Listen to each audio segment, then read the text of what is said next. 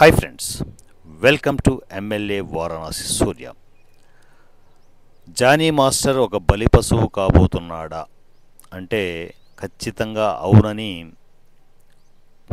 టాలీవుడ్ వర్గాలు కావచ్చు, రాజకీయం పరంగా ఇంటర్నల్గా నాకు వస్తున్న సమాచారం మేరకు కావచ్చు, అవునని చాలామంది పెద్దలు చెబుతూ ఉన్నారు. టాలీవుడ్లో నాకున్న పరిచయాలు కావచ్చు, రాజకీయ పరంగా నాకున్న పరిచయాలు కావచ్చు, ఇంటర్నల్గా జరుగుతున్న వ్యవహారాలు నిన్న మొత్తం డిస్కస్ చేస్తే జానీ మాస్టర్ని బలిపశువు చేస్తున్నారు. ఎందుకు జానీ మాస్టర్ని బలిపశువు చేస్తున్నారు అని క్వశ్చన్ మార్క్ చాలామందికి రావచ్చు. జానీ మాస్టర్ ఓన్లీ ఎర మాత్రమే, టార్గెట్ జానీ మాస్టర్ కాదు. ఇష్యూ రేజ్ చేయడానికి ఓ ఎర కావాలి, ఆ ఎర జానీ మాస్టర్. ఇష్యూ ఏంటి? ఒక అమ్మాయి కేసు పెడితే, అది కూడా రేప్ కేసు పెడితే చాలా సెన్సిటివ్ ఇష్యూ అవుతుంది కదా అని చెప్పి same as it is issue ఇంకొక పెద్ద చేప మీద ఉంటే, సో జానీ మాస్టర్ మీదుగా ఆ పెద్ద చేపను పట్టాలనేది టార్గెట్. సో మరి ఆ పెద్ద చేప ఎవరు అంటే త్రివిక్రమ్ శ్రీనివాస్. త్రివిక్రమ్ శ్రీనివాస్ చుట్టూ గతంలో ఇలాంటి రూమర్స్ ఎన్నో వచ్చాయి. ఆ రూమర్స్ లాగా కాకుండా నిజం చేయాలి అంటే ఇలాంటి ఏదో తంతు జరగాలని జానీ మాస్టర్ని టార్గెట్ చేశారు. విజయవంతంగా ఆ ప్లానింగ్ని అమలు చేస్తూ ఉన్నారు కొందరు వెనక నడిపిస్తున్న పెద్దలు. ఇది ఎవరు వద్దన్నా కాదన్నా జరుగుతున్నది ఇదే అనేది ఇంటెలిజెన్స్ వర్గాలు అంటారు చూడండి, ఆ వర్గాల ద్వారా మనకు వస్తున్న సమాచారం.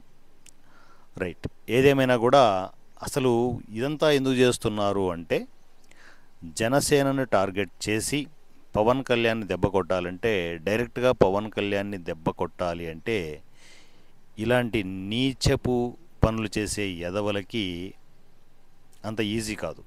ఎందుకంటే ఆయన కల్మషం లేని నాయకుడు. ఆయన దెబ్బ కొట్టడం ఈ జన్మకు అయ్యే పని కాదు అనేది వాళ్ళకి అర్థమవుతూ ఉంది.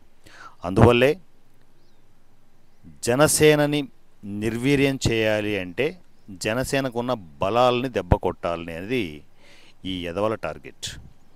సో దయచేసి జన సైనికులు, వీర మహిళలు కొంచెం అలర్ట్గా ఉండండి. జనసేనను విపరీతంగా టార్గెట్ చేస్తూ కొన్ని శక్తులు పనిచేస్తూ ఉన్నాయి. ఆ శక్తుల్ని మనం అడ్డుకోవాలి అంటే ఖచ్చితంగా అలర్ట్గా ఉండాలి. ఎప్పటికప్పుడు సోషల్ మీడియాలో మనం యాక్టివ్గా ఉండాలి. సో ఇదంతా టార్గెట్ ఈవెన్ త్రివిక్రమ్ శ్రీనివాస్ మీద కూడా టార్గెట్ కాదు, పవన్ కళ్యాణ్ గారి మీద టార్గెట్ ఇది.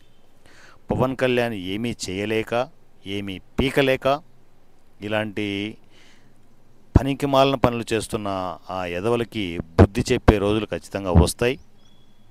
ఇన్ కేస్ ఇలాంటి లత్కోర్ పనులు ఎన్ని చేసినా ఏం చేసినా కూడా జనసేన వెంట్రుక కూడా పీకలేరు అని ఆ శక్తులకు నేను డైరెక్ట్గా చెప్తున్నాను. కోర్స్ ఇలాంటి పనులు మీరు ఎన్నైనా చేయొచ్చు, ఎంతమందినైనా మీరు ఆడుకోవచ్చు, ఏమైనా చేయొచ్చు. రాజకీయాల్లో ఇది సహజం.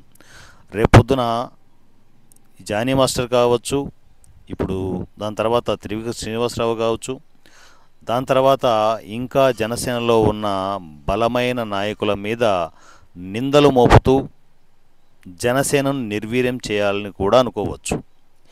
ఏం జరిగినా జనసేన జనాలల్లో ఉంది, అది మర్చిపోతున్నారు ఎదవలు. మీరు ఎన్ని కథలు చేసినా ఏం చేసినా కూడా పవన్ కళ్యాణ్ని వెంట్రుకు కూడా పీకే సిచ్యువేషన్ మీకు ఉండదు. సో ఇది ఓవరాల్గా జరుగుతున్న స్క్రీన్ ప్లే. దయచేసి జన సైనికులు, వీర మహిళలు కాస్త అలర్ట్గా ఉండండి. ఎక్కడా కూడా జనసేనలో ఉన్న నాయకుల్ని అపార్థం చేసుకోవద్దు. ఇన్ కేస్ ఇవన్నీ నిజం కాదు అనుకుంటే, జానీ మాస్టర్ నిజంగా తప్పు చేశాడు అంటే, తప్పు చేసేవాడు మనవాడైనా ఎవరైనా జనసేనలో ఉన్నా బయట ఉన్నా ఎవరికైనా శిక్ష పడాల్సిందే. కానీ జరుగుతున్న వ్యవహారాలు వేరు అనేది నా ఇంటెన్షన్. సో దయచేసి జానీ మాస్టర్ మీద కావచ్చు, కమింగ్ డేస్లో ఎక్కువ టైం కూడా లేదు, నాకు తెలిసి త్రివిక్రమ్ చుట్టూ ఈ విషవలయం చుట్టుకోబోతోంది. బీ అలర్ట్ జన సైనికులు, వీర మహిళలు.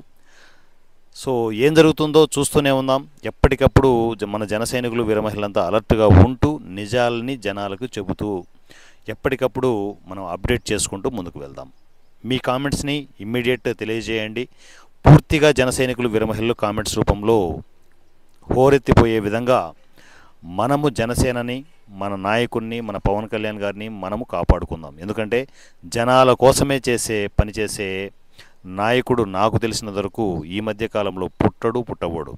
That is Pawan Kalyan. జై జనసేన, జై Pawan Kalyan. Thank you so much.